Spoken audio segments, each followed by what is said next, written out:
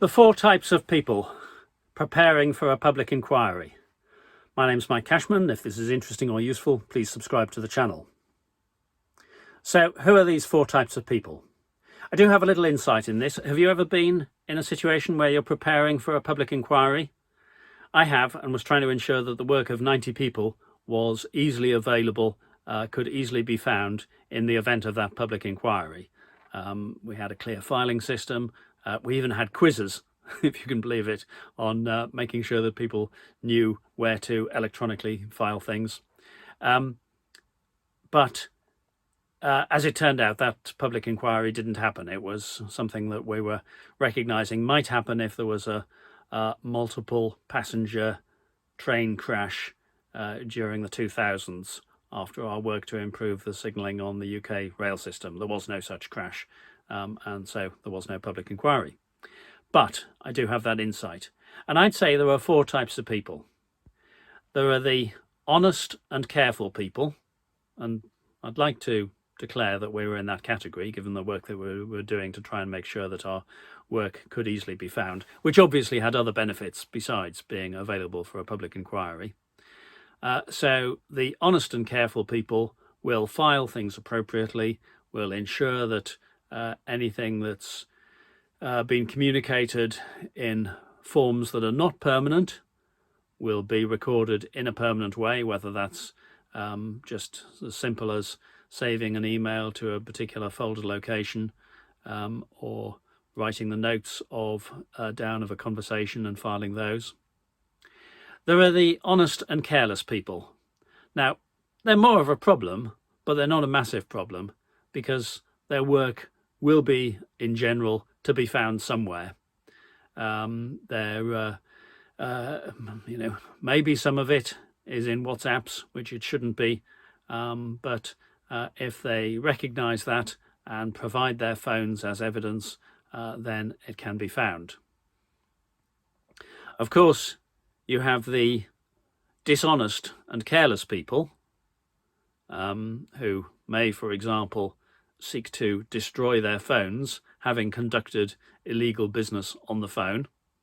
I don't know whether the recent example of phone destruction meant that the owner of the phone thought that all the WhatsApps were somehow in the phone, and that if he destroyed the phone, then he would be destroying those as well, destroying all the evidence.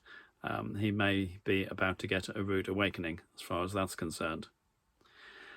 So there's the dishonest and careless people who, and in their case, the traces of their communication are likely to be found. And then there's the dishonest and careful people. Now, in their case, the messages that they don't want to be found, they will have attempted to destroy them long ago, long before any public inquiry starts. If they're competent, they may have managed to do that. Of course, destroyed messages still leave a gap, because, if, for example, a corrupt contract has been let, then you can destroy the messages that say that you gave a Tory donor a helping hand with that contract, but there still ought to be a trail of communication leading to the award of that contract. And if it's completely absent, then silence does tend to indicate guilt. Clearly, further investigation needed, but even destroying your trail, in a way, leaves a trail. So let's hope that the public inquiry into UK COVID-19 does actually get started in early 2022.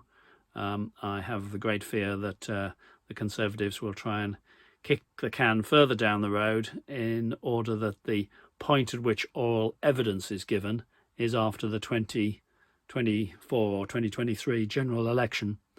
But let's hope that the investigation can proceed and can look intelligently at the evidence provided, and also, much more interestingly, at the places where evidence hasn't been provided.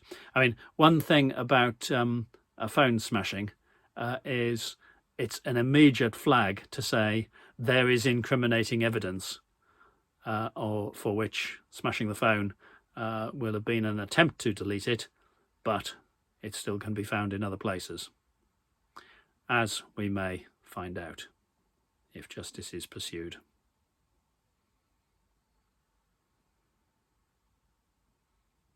Great is truth, and it prevails.